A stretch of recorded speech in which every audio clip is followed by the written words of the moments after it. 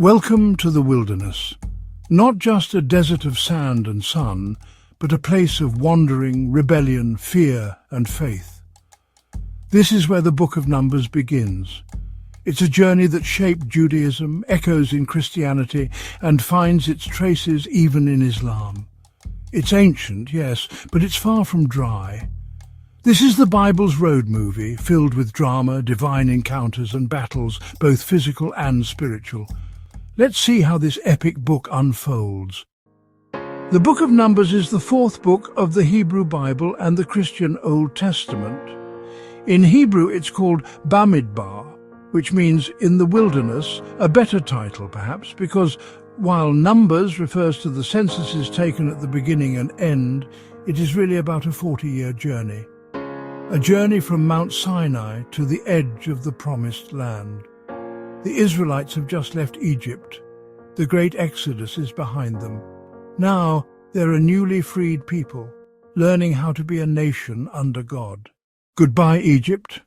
We are free from the bondage of Pharaoh and Egyptian slavery, free to start again under God in a new land, a promised land. But it's not smooth sailing. There's murmuring, rebellion, failed spy missions, divine punishments, and mass deaths. 2 generations are counted, but only one will survive to enter the land. Moses, the iconic leader, stands between the people and God, pleading, rebuking, and sometimes failing himself. But the Israelites are feeling let down, hungry, thirsty, afraid. This was not what they thought freedom was about. In Judaism, Numbers is a book of national identity. It teaches that freedom isn't enough. There must be structure, law, and holiness. It's about becoming a people. Each tribe is counted not just for logistics, but to show that every single person matters. Even in the chaos, there is order. The camp is arranged around the sacred center of divine presence, the tabernacle.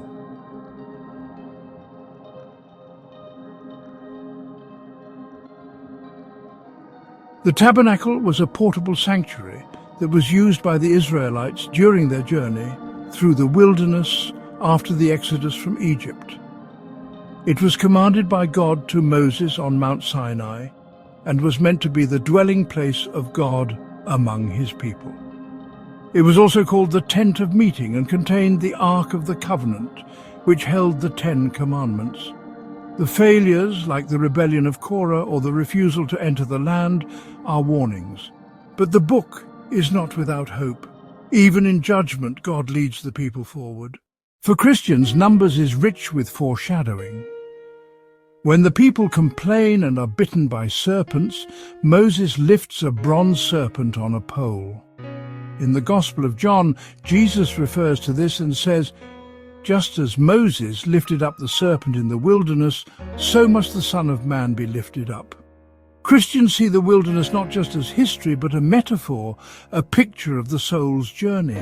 The Israelite struggle becomes a mirror for the human condition, rebellion, grace, and redemption. The Quran doesn't contain the book of Numbers, but its stories echo through Islamic scripture. Moses, or Musa, is one of the most mentioned figures in the Quran.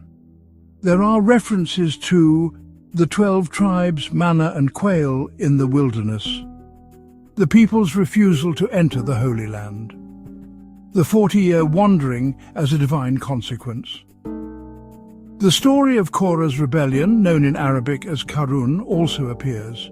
He's swallowed by the earth, just as in Numbers, but the Quran emphasizes his arrogance and wealth. For Muslims, these stories teach the importance of obedience to God, trust in prophets, and the dangers of pride. All 3 Abrahamic faiths view the book of Numbers and its stories as significant. It is an account of a people led by their God, along with divinely chosen leaders and the consequences of disobedience. This book isn't just a collection of laws and census records. It's a story of suspense, rebellion, divine encounters, and heartbreaking consequences. First, the Spies, a mission that shaped a nation's courage. 12 men, one from each tribe of Israel, are handpicked to scout out the land that God promised to them. For 40 days they journey through Canaan, examining its cities, its people and its produce.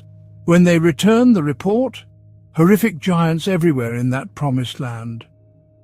10 spies are gripped by fear. They spread panic throughout the camp, declaring that Israel is no match for the Canaanites. Only Joshua and Caleb urge the people to trust in God's promise. But the fear takes root. The people weep all night, then rebel, saying they would rather return to Egypt. God, angered by their lack of faith after so many miracles, condemns that generation to wander the wilderness for 40 years, until every adult who doubted perishes. Only Joshua and Caleb would live to see the promised land. This dramatically unfolds in Numbers chapters 13 and 14, and in Deuteronomy 1:19-46, where Moses retells the incident. So, what happens next? The rebellions? Korah and others challenge God's appointed. Moses and Aaron aren't just leaders, they are God's chosen instruments. But not everyone accepts that. Korah, a Levite, along with Dathan, Abiram, and 250 other leaders, rise up in open rebellion. Their accusation? You take too much on yourselves. All the congregation is holy. It's not just a power struggle. It's a challenge to God himself. Moses gives them a chance to prove their holiness before God with censers, used to burn incense. The next day, fire comes from heaven and consumes the 250 men. Then the earth opens up beneath Korah and his followers, swallowing them alive along with their families. The people scream and flee, but the message is clear. Rebellion against God's order is deadly. Yet even after that, the people grumble again, accusing Moses of killing God's people. This time a plague breaks out, sweeping through the camp. 14,700 people die before Aaron rushes in with incense, standing between the living and the dead to stop the destruction. You can find this account in Numbers 16, verses 1-40, Numbers 16, verses 41-50, and Numbers 17. Then there's more. Balaam, a prophet for hire, meets God's sovereignty. As Israel camps near Moab, their presence terrifies the local king, Balak. He sends for Balaam, a famous pagan prophet, offering money to curse Israel. Balaam was from Pethor, near the Euphrates River in Mesopotamia, which is modern-day Syria or near northern Iraq. Yes, these are real places. Balaam wants the gold, but he's warned by God in a dream. "You shall not curse the people, for they are blessed," Balak insists. God permits Balaam to go, but with a warning to speak only what he commands. On the way, Balaam's donkey suddenly stops and veers off the road. Balaam beats it in frustration until the donkey speaks, asking why he's being struck. Then Balaam's eyes are opened, and he sees the angel of the Lord standing in the path, sword drawn. The donkey had seen what Balaam could not. It's a moment of divine irony and a humbling of spirit. When Balaam finally arrives, he tries 3 times to curse Israel, but each time blessings come out of his mouth instead. He even prophesies the coming of a future king from Israel, a star that will rise out of Jacob. You can find the full account in Numbers 22 and Numbers 23, verse 24, and cross-reference to the New Testament in 2 Peter 2, verse 15, Jude 1, verse 11, and Revelation 2, verse 14, which are New Testament references to Balaam's greed and influence. Lastly, Moses strikes the rock, a moment of anger with lasting consequences. Years later, the people once again become thirsty in the wilderness. They complain bitterly to Moses and Aaron. God gives Moses a clear instruction: speak to the rock and it will yield water. But Moses, worn down and angry, strikes the rock twice with his staff, saying, "Must we bring you water out of this rock?" Dramatically, water gushes out, but God is not pleased. Moses had misrepresented him before the people. Because of this act of disobedience and lack of reverence, Moses is forbidden from entering the promised land. He will see it from afar, but he will not cross over. This story unfolds in Numbers 20, 1:13, Deuteronomy 32, 48:52, and Deuteronomy 34:4. So, what does archaeology say? Here's where things get tricky. There's no direct archaeological evidence for the 40 years of wandering described in Numbers. No mass graves, no ancient tent pegs in the sand.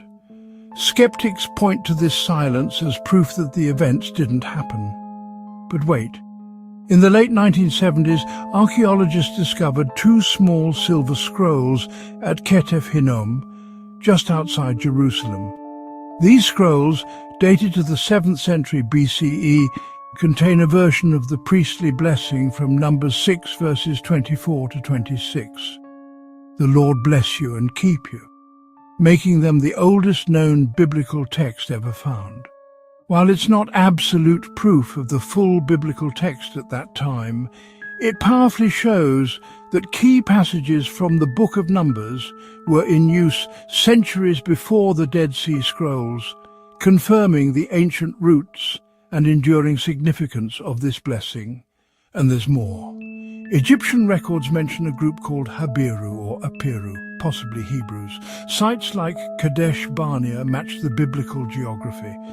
Ancient inscriptions name tribes and regions mentioned in Numbers like Edom, Moab and Midian. You don't have to be religious to connect with the Book of Numbers. It's a story about uncertainty, about wandering, about being caught between what was and what is not yet. Who hasn't faced moments like that? It also asks, how do we live in the in-between? Who do we trust when the path isn't clear? What kind of people will we become when the journey is long? For Jews, it's about memory and covenant. For Christians, it's about foreshadowing redemption. For Muslims, it's a story of divine justice and human failure. And for all of us, it's a story worth remembering. A journey not yet over. The Book of Numbers ends not with arrival, but with anticipation. The people are camped on the border looking across the river. They've lost many, but learned a great amount. They are not the same as when they left Egypt. The wilderness has shaped them, and maybe in a way it's still shaping us. If this story of Numbers causes you to think, please comment, like and subscribe to the Primal Text for more.